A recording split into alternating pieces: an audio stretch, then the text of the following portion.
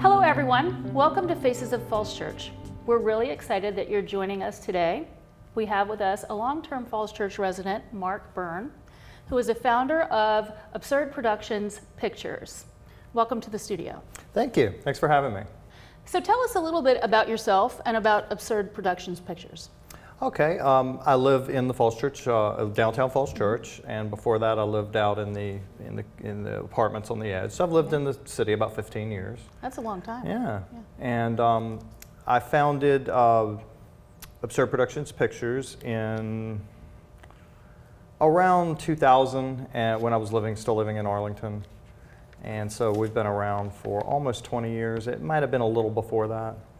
And part of the reason I founded the company was I had a script that I was trying to sell, and I was actually going on set as an extra in films with the idea that I was going to sell the script, and I thought it was this great revolutionary idea I'd come up with, and I get on there and every actor I meet has a script. And everybody's doing the same thing. I thought, oh, you guys wanted to be actors. No, I've got this great idea I want to sell. So anyway, I ran into a lot of dead ends, and I really was convinced that the script would be a good film. So I decided to go ahead and make the film, make films myself, not just that film, but others as well. In the history of our existence, we've produced 8 films, 4 shorts and 4 features. The thing we do that's different than most independent film companies is each film we do is different, and we do a different genre, we use different characters, brand new script, I try to get different actors, and we do that to keep things fresh. If you don't like horror, then if all I do is horror, then you're never going to want to see any of the films. If you love horror and I never do one, then you're going to be disappointed. So by doing one, if you don't like a certain genre of a film, you can skip that one, and hopefully at some point we'll get to something that you do enjoy.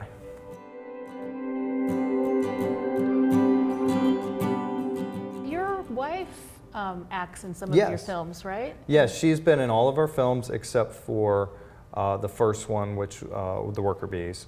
But she has also done cinematography camera work for us. Great. And she's also just been a sounding board for me to bounce things off of. So she's been a great asset. That is awesome.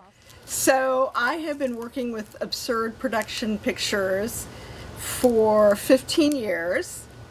And it all got started one night at a art gallery in Georgetown in DC.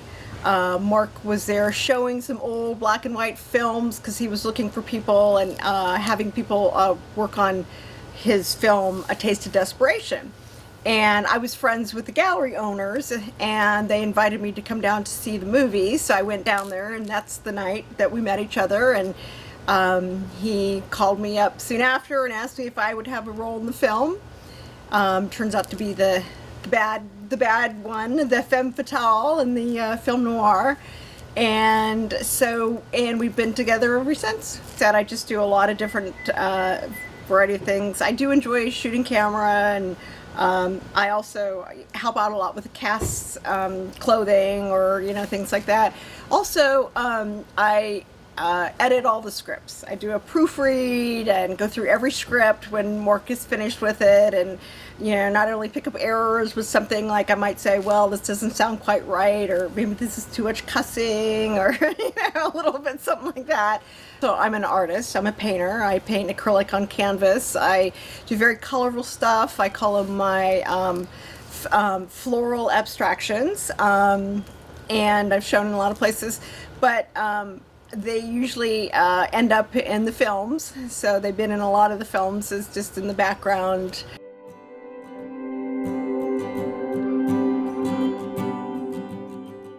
Basically, we do everything in-house. We write the scripts, shoot, direct, edit the films. Cool. Finalize, get them produced. So we do everything. Distribution. And a small independent film company like ours, the costs are just going to destroy you. Yeah. So if you pay somebody to do any of this stuff, your budget's blown.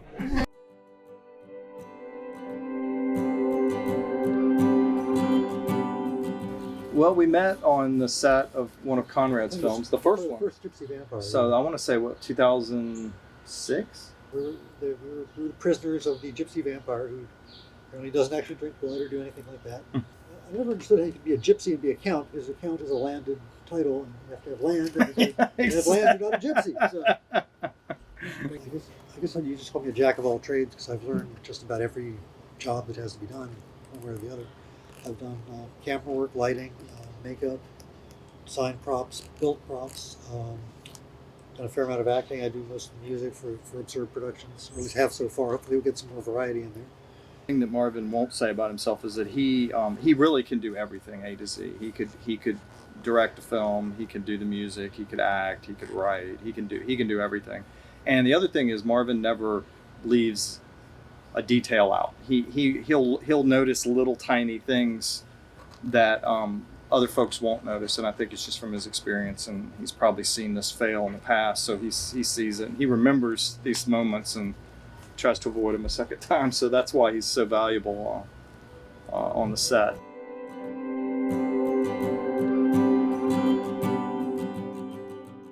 So you recently produced a comedy, Mismatch, which was about a film production company that was shooting a pilot for a dating game, so to speak.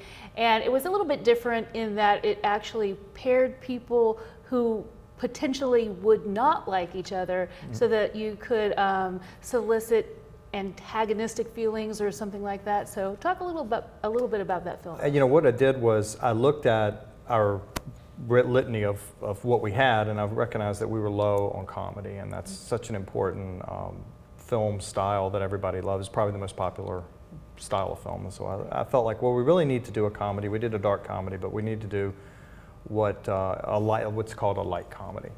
And so when I decided to go forward with that, there was an idea of this. There was a couple of TV shows about 15 years ago or so. They were dating shows that focused on dates that didn't work. Right. And I found those entertaining, whereas the ones where the dates did work were sappy and corny.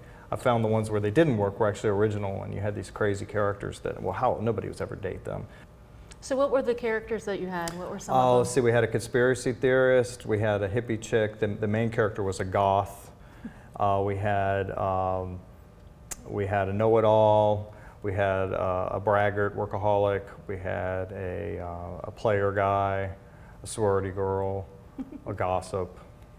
So A lot of different characters. yeah. What was your favorite Mismatch? I think it was the conspirators and the hippie chick, because they were so opposite, and you know, she was always positive and sunshine and roses, and he was always negative and doom and gloom. Now the goth and the conspirators would have worked perfectly, but we purposely didn't Put them together.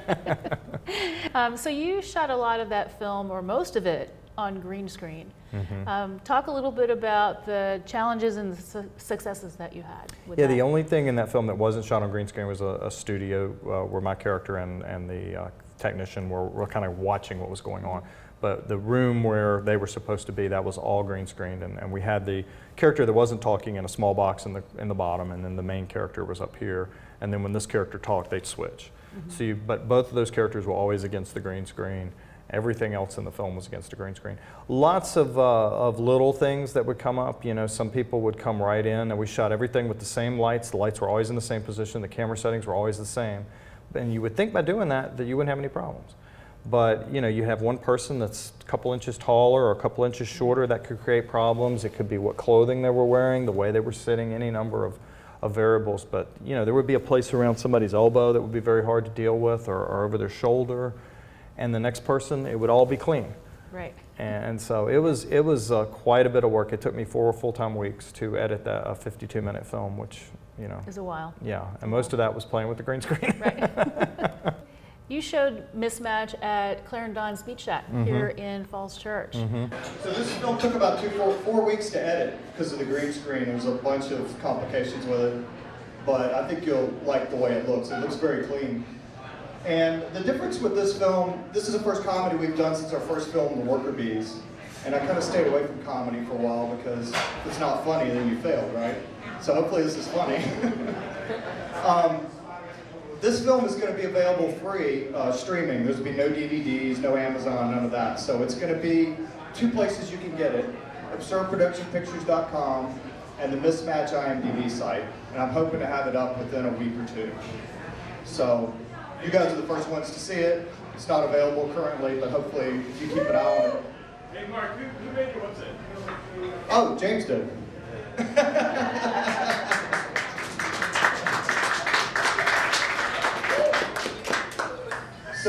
what we'll do, since we have the room for 3 hours, we'll show it, we'll take a short break, and then I'll show it again if you guys want to see it again. If folks need to leave, I know some folks need to leave, we can show it a second time. After the first showing, I'd ask that all the cast members come up here, we get a group shot, and then if folks need to leave after that.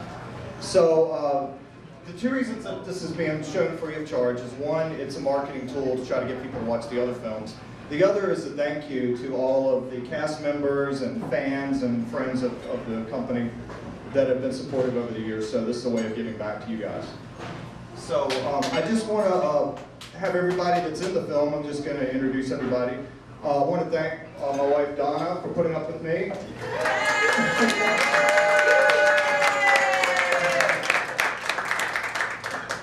And sitting over here is Lisa and Lily. And in front of them is James. And at the front table here's Jeremy. Sitting back in the second last row is Shelley. And unfortunately, the other cast members, we have one that may be coming, but everyone else told me that they already had things going on. April's a busy month, so.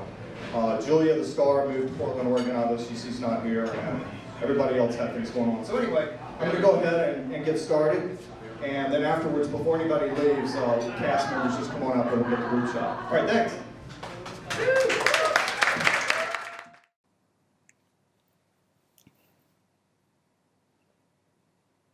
Opposites detract. It's Mismatch. Sometimes I become a vampire. I'm a full-on kleptomaniac and a compulsive liar. Really hate to brag, but made a lot of money last year. But I'm really sweet. A lot of money. My daddy said, a pauper once, a pauper always. Mismatch.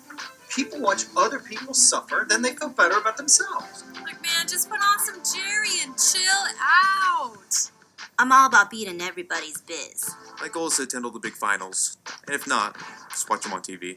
America is named after Amerigo Vespucci, not Captain America. You ever see hands this big? I got the dirt on everybody. The vampire sex? I got a checklist too. Cheap, cheaper, cheapest, free. You'll be easy to round up into the FEMA camps. One time I met Paloma Picasso. I know. Why go on, right? I can eat the most jalapeno poppers, hold the record at 3 different sports bars. I was voted most likely to stay in touch with my sorority sisters. You ever wonder why there's so many Bigfoot sightings near nuclear waste dumps? Do I have it all? Your lighter, your wallet, and your car keys. I'm me.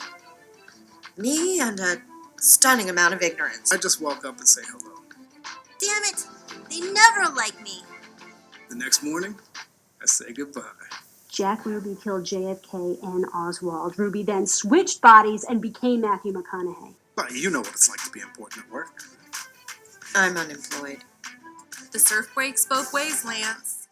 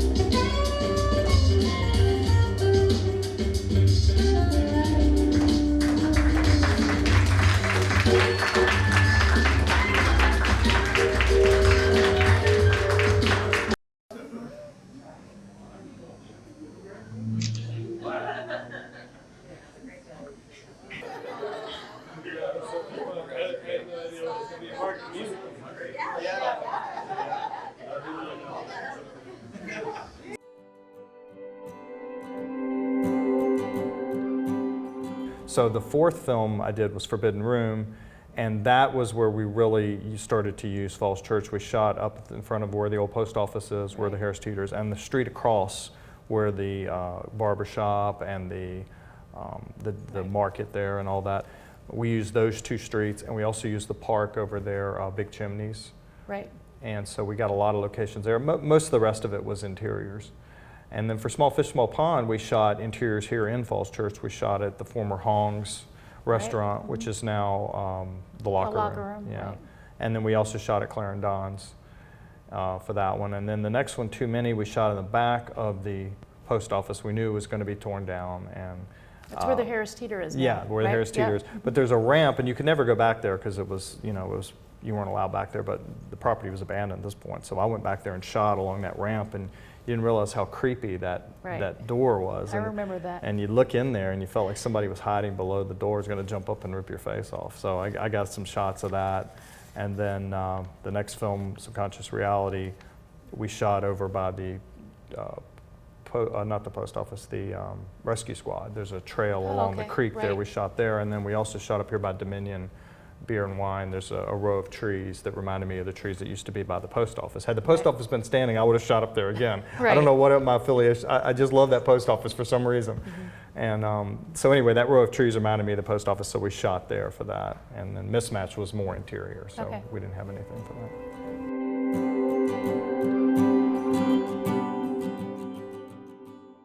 So you also did a feature-length film noir that won some awards and also featured Conrad Brooks from Plan 9 from Outer Space, which is very cool. Can you tell me a little bit about that film? Oh, absolutely. That film, we started around 2002, finished in 2008. It was the first place winner in the drama crime category in the 2008 Indie Gathering Festival in Ohio. And Conrad, I met him down at DC at an event down there. And a couple of people had already kind of primed him for this, but he was receptive to doing it. And I feel like this was his best role, not because I was the director or the writer, but I think it was his best role because I gave him a different role. Most people cast him as the dumb sidekick or as the Criswell narrator character. Criswell was the narrator of Plan 9. So a lot of people had him do this narration that was very similar to Plan 9. People would dress him up in a cop uniform and have him play Jamie from Plan 9 multiple times. Right. So I gave him a character that was conniving and sneaky, but not dumb at all. He used his smarts to get over, and he was lazy, but he wasn't dumb. And it was just a fun character, and he was able, I allowed him to ad-lib because as I found out, he really liked to ad-lib. He was, I don't want to do a lot of dialogue, don't do a lot of dialogue. And then once you give him his dialogue, he's, that's all I have. He wanted more. And so I finally would just say, well, this is what's critical. And if you want to go beyond that, and a lot of times he would give you 2 to 3 times more than what was on the paper, just ad-libbing as he went. And it came across very fresh. And I think that's why it's one of the roles. I think he was very excited to have a different role. And he's like, you're not putting me as the character from Plan 9 again? So he actually embellished that and really went with it. Did you shoot any locations in Falls Church for that show? For that film, we shot 2 locations. The Anthony's that's up here where Harris Teeter is now. There used to be a phone booth, a full, open the door phone booth. And there were very few of them around. And so we shot a phone booth scene in the Nor, because they had phone booths back then. We didn't have any cell phones. So we shot a scene there. The other one was down where the street where Lacote Dior is on the way to the metro, where all those new buildings are. There was a building down there where they made lights or something, and we shot around there. And Conrad actually had a scene where he came out from around there. Those were the 2 scenes we shot there. And the name of that film was? Taste of Desperation. Taste of Desperation. Okay. So where can we find your films? Well, the easiest thing to do is to go to absurdproductionspictures.com. And when you go there, you'll see each film down the right-hand side, and you'll be able to click on the trailer, you'll be able to click on a description where you can read about the film, and then you can actually get to the film. The short films are only available on DVD, but our features are available DVD, streaming, and also on Amazon Prime. So if you want to go on Amazon Prime, you would just go on Amazon Prime and then key in the search field, Small Fish, Small Pond, or Subconscious Reality, or Taste of Desperation. Great. So what's next? What's next for you? Next, we're going to do a horror comedy, and I can't go into the specific details of it, but we've got a few folks lined up. Once again, they're not as big a name as Lana Wood, but they're fairly well-known names within the indie field. since it's a horror comedy, there's all kinds of people that want to do it. There are a lot of people that just exclusively do horror, and so any horror film, they want to be in it, so, which is good for us. That's good. But it's also a horror comedy. I don't want to just do a straight horror. I've already done it for one, and also when you see what the subject matter is, you'll see why it's been done before. So to mix the horror and the comedy, I think it gives it a fresh, start.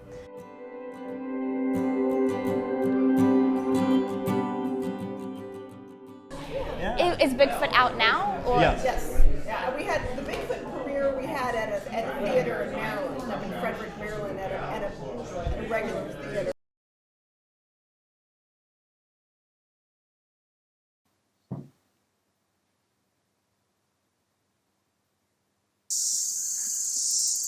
Well, man, maybe you ought to tell us just what happened out here.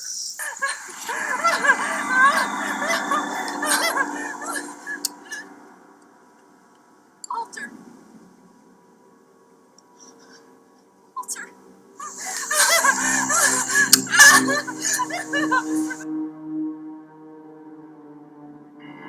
Close. I know we're close. I know we are. Those footprints still have radiation. Wasn't blood.